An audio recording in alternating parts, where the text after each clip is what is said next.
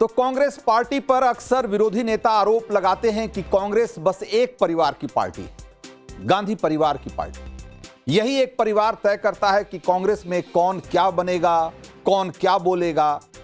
लेकिन विरोधी तो विरोधी, अब खुद कांग्रेस भी खुलकर, कांग्रेस के बड़े नेता भी खुलकर ये बोल रहे हैं और ये मान रहे हैं कि कांग्रेस का मतलब सिर्फ गांधी परिवार होता है। और मैं किसी छोटे मोटे कांग्रेसी कार्यकर्ता की बात नहीं कर रहा हूं, बल्कि कांग्रेस के बहुत बड़े नेता और कर्नाटक के उप मुख्यमंत्री डीके शिवकुमार की यह सोच।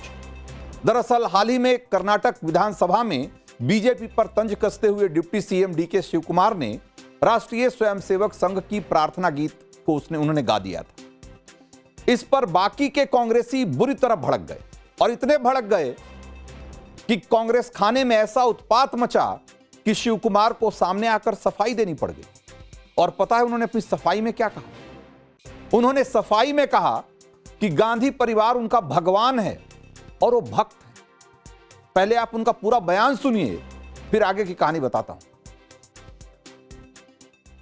My loyalty to the Gandhi family, between the God and the idol and a common man, Bhakta and Bhagavanta. So God, they are the Gandhi family is my God.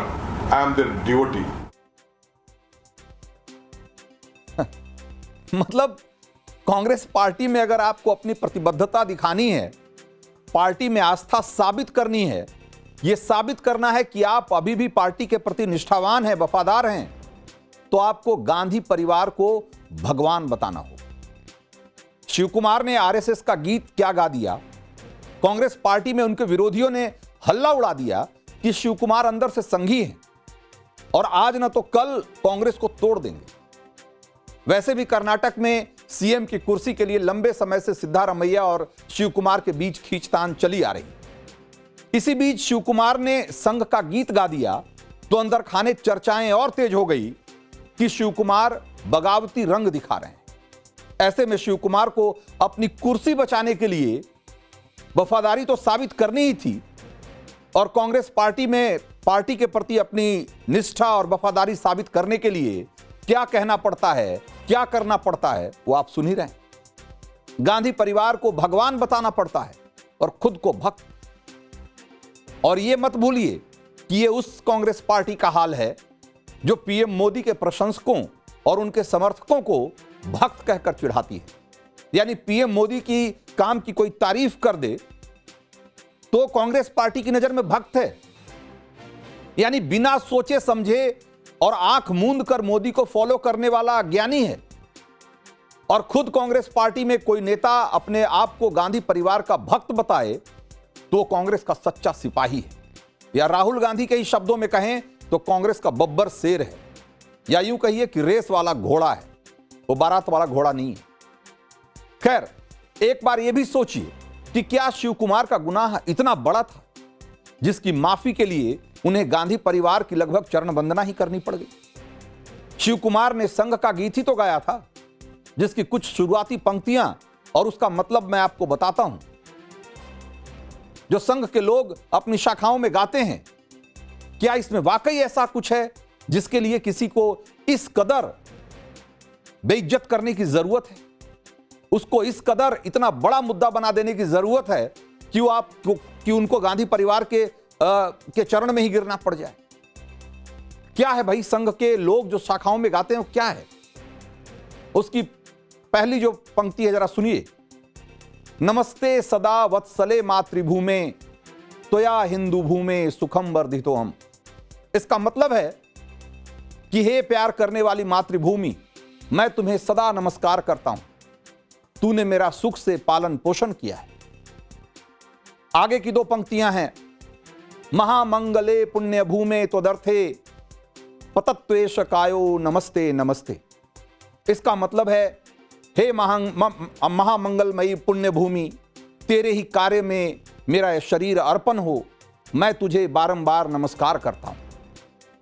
अब सोचिए कि संघ की इस प्रार्थना में हमारी मातृभूमि, हमारी जननी, हमारे देश भारत का ही तो गौरवगान है, उसी की तो प्रार्थना है।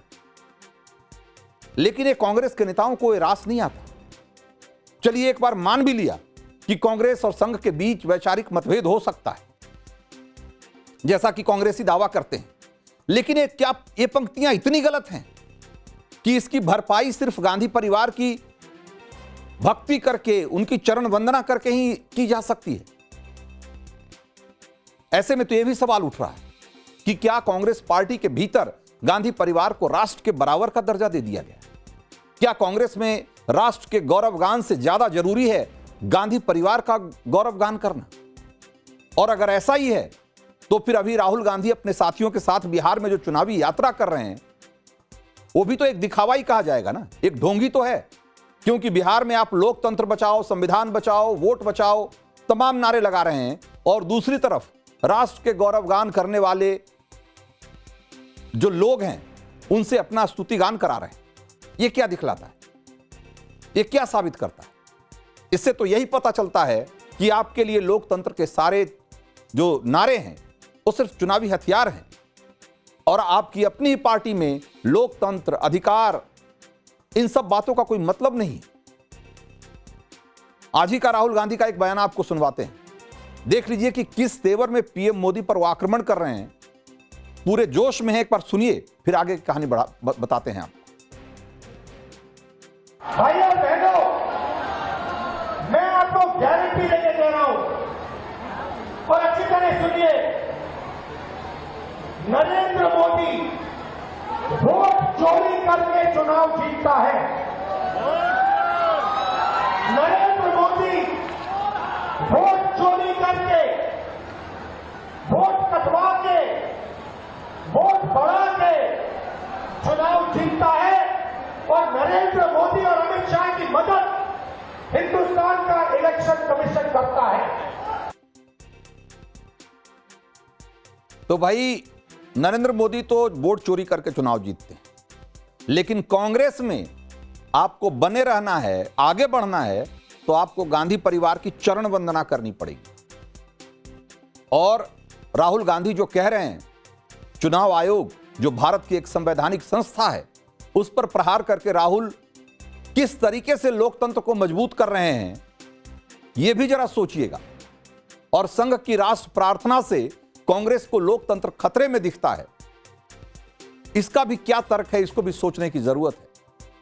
और यह भी कम बड़ी विडंबना नहीं है कि राहुल की इसी रैली में मोदी के खिलाफ वोट चोर और गद्दी छोड़ के नारे लग रहे हैं, जबकि मोदी को लोगों ने ही गद्दी पर बिठाया है। और कांग्रेस पार्टी में का जो एक तरीके से एक परंपरा चली आ रही है, वो ये है कि एक ही परिवार गद्दी पर बैठेगा और सिर्फ उसी की भक्ति होगी, वही भगवान है। ऐसी पार्टी में के मुखिया और ऐसी पार्टी के कर्ता धर्ता ये कह रहे हैं कि वो इस देश का लोकतंत्र बचाने निकले।